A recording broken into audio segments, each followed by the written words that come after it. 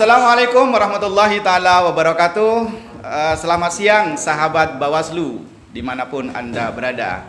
Kami kembali bersama bincang-bincang seputar Bawaslu Kabupaten Probolinggo dengan tema pengawasan pemutahiran data pemilih berkelanjutan pasca pemilu dan pilkada.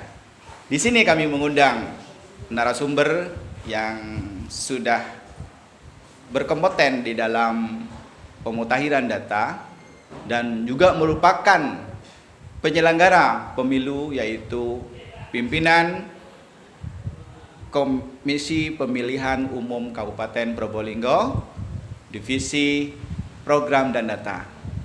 Langsung saja kita bincang-bincang dengan beliau. Assalamualaikum warahmatullahi wabarakatuh, Pak Muhammad Zamroni. Waalaikumsalam.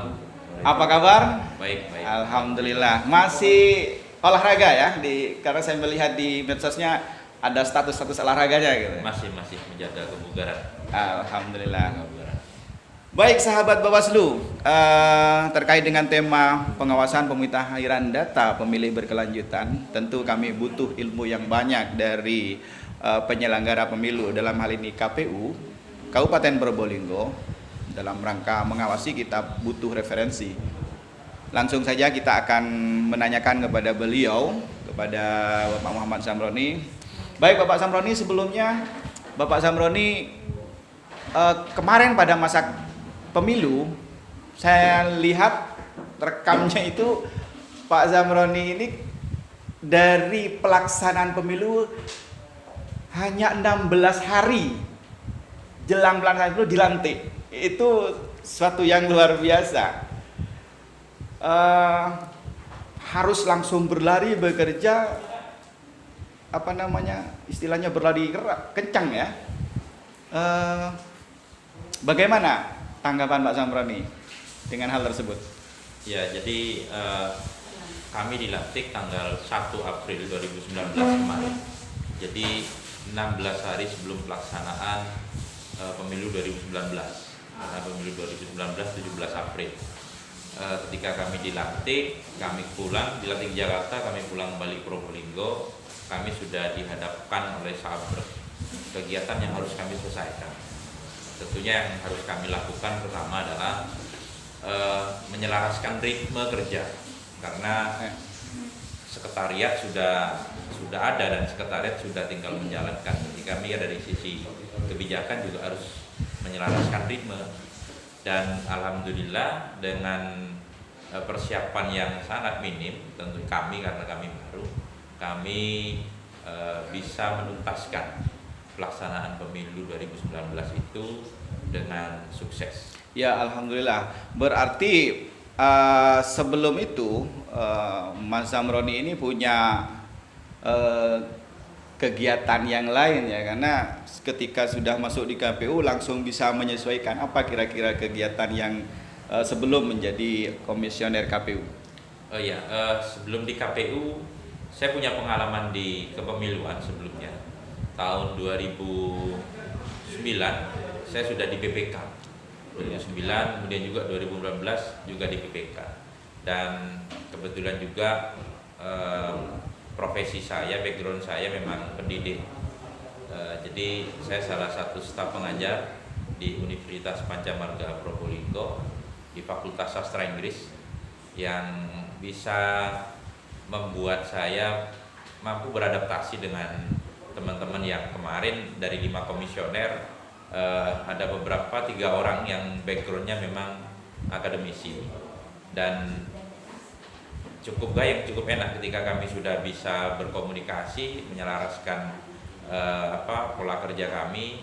Akhirnya alhamdulillah dengan pengalaman teman-teman dari berbagai macam bidang, dari akademisi juga, kami bisa bekerja sama dengan baik. Dan itu yang seperti yang Bapak Farid tanyakan tadi, bisa membuat suasana kerja di KPU bisa langsung menyesuaikan ya. Iya, bisa langsung luar biasa dengan baik. Alhamdulillah. Baik, ini kembali kepada pokok bahasan kita, kepada tema kita, bahwa KPU melakukan pemutakhiran data pemilih berkelanjutan. Terkait dengan hal tersebut, apa yang dimutakhirkan dalam PDPB ini, Pak Zamroni? Baik, dalam PDPB ini ada 4 poin sebenarnya yang harus kita lakukan atau kita mutakhirkan. Tentunya yang pertama terkait dengan pemilih baru. Karena pemilih baru ini terus selalu bertambah. Hampir setiap jam atau setiap hari ya, jumlah pemilih baru itu terus bertambah. Dan kita tidak henti-hentinya tetap melakukan pencarian ke pemilih-pemilih yang tidak tercover di DPT 2019 kemarin. Itu yang pertama. Kemudian yang kedua terkait dengan pemilih yang alih status. Alih status, yang dimaksud alih status berubahnya status semisal dari TNI Polri. Mulai dari TNI aktif, Polri aktif, purnawirawan. Ketika purnawirawan TNI Polri yang sudah purnawirawan, mereka sudah memiliki hak untuk memilih yang sebelumnya tidak mereka miliki. Nah, ini juga harus kita update. Yang selanjutnya terkait dengan pemilih yang keluar masuk dalam artian pemilih yang masuk dari luar Probolinggo masuk ke Probolinggo, berdomisili di Probolinggo, itu harus kami data. Begitupun juga sebaliknya ketika ada pemilih yang keluar dari Probolinggo, itu harus kami lakukan pencoretan. Karena tidak mungkin pemilih yang sudah keluar dari Probolinggo masih memiliki hak pilih. Dan yang terakhir, pemilih yang TMS atau tidak memenuhi syarat. TMS ini bisa jadi meninggal atau bisa jadi pemilih tersebut ganda. Ganda ini ketika mungkin dia pindah dari satu desa ke desa lainnya dalam satu kecamatan, ini dia meninggalkan data di desa sebelumnya atau di kecamatan sebelumnya, tidak dihapus. Ketika dia pindah ke kecamatan yang baru, namanya masuk kembali. Akhirnya ada 2 pemilih yang memiliki nama sama, nik sama, tetapi tercatat ganda di dalam daftar pemilih. Nah, ini yang coba kita telusuri dan selalu kita update. Baik, terkait dengan pemutakhiran data yang disampaikan tadi, apa yang telah dilakukan oleh KPU dalam hal ini? Yang kita lakukan tentunya kita tetap selalu berkoordinasi dengan Dukcapil. Sebenarnya keinginan kami mendapatkan data dari Dukcapil, tetapi tidak memungkinkan karena ada aturan, ada Permendagri yang mengatur Dukcapil itu dilarang memberikan data kependudukan secara sembarangan misalnya ke instansi manapun, kecuali mungkin bagi daerah-daerah yang melaksanakan pemilu kada. Selain ke Dukcapil, kita juga turun ke sekolah-sekolah, kita melakukan pendekatan ke sekolah-sekolah dan mengakses informasi siswa yang masuk kelas 12. Tentunya usia sudah 17 tahun, ada yang baru mengurus KTP. Nah, dari situ kemudian data itu kita bawa, kemudian disandingkan dengan Dukcapil. Tentunya kita tetap berkoordinasi dengan Dukcapil, karena Dukcapil juga melakukan perekaman KTP elektronik, jadi kita harus cross check juga. Setelah dari Dukcapil, kita juga melakukan penyaringan, jangan-jangan data pemilih tersebut sudah ada di DPT 2019. Nah, dari beberapa kali penyaringan itu barulah nanti bisa kita dapatkan data sesungguhnya pemilih yang bisa kita masukkan ke dalam DPT kita. Ya, tentunya dari giat yang dilakukan, upaya yang dilakukan oleh KPU selama ini tidak jarang mungkin ya ada beberapa kendala-kendala, mungkin bisa disampaikan kendalanya, Mas. Ya, kendalanya mungkin yang pertama akses tadi ya ke Dukcapil yang terbatas, kemudian minimnya anggaran. Jadi salah satunya karena ketersediaan anggaran yang sangat minim, kemudian karena kita tidak sedang pilkada. Betul. Jadi jaringan kita ke bawah tidak ada. Kalau kita ada pilkada mungkin atau pemilu, jaringan kita di tingkat kecamatan ada PPK, di tingkat desa ada PPS. Betul. Itu yang bisa kita pakai mungkin, tapi karena tidak ada pilkada, itu menjadi hambatan dan tantangan kita tersendiri. Dan yang selanjutnya partisipasi masyarakat ini menjadi salah satu kendala juga buat kita. Masyarakat sepertinya kurang begitu responsif ketika ada pemutakhiran daftar pemilih berkelanjutan ini. Terbukti dari minimnya partisipasi masyarakat dalam pengisian Google Form yang ada di laman atau di portal KPU. Oh, sudah ada Google Form ya yang bisa diisi oleh masyarakat ketika masuk ke laman Bawaslu ya? KPU ya maksudnya? Bisa. Sudah disiapkan di situ termasuk download formulirnya.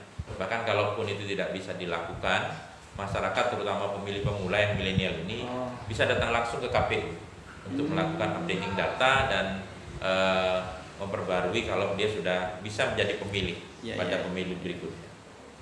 Baik, kira-kira ya selama ini banyak yang telah dilakukan oleh KPU, diantaranya telah melakukan proses koordinasi dengan Disduk Capil, kemudian dengan Bawaslu, bahkan turun sendiri ke daerah-daerah seperti di sekolah-sekolah tadi.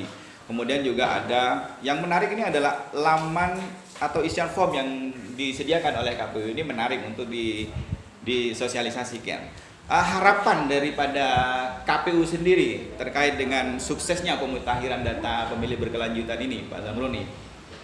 Harapan kami dukungan semua pihak, terutama masyarakat yang menjadi, kalau berbicara barang, komoditi utama ini adalah masyarakat pemilih tentunya, dan sinergitas yang telah terbangun antara KPU dan Bawaslu, harapan kami ke depan terus dilanjutkan, karena kami juga tetap membutuhkan dukungan dari teman-teman Bawaslu, karena tanpanya ada dukungan dan pengawasan,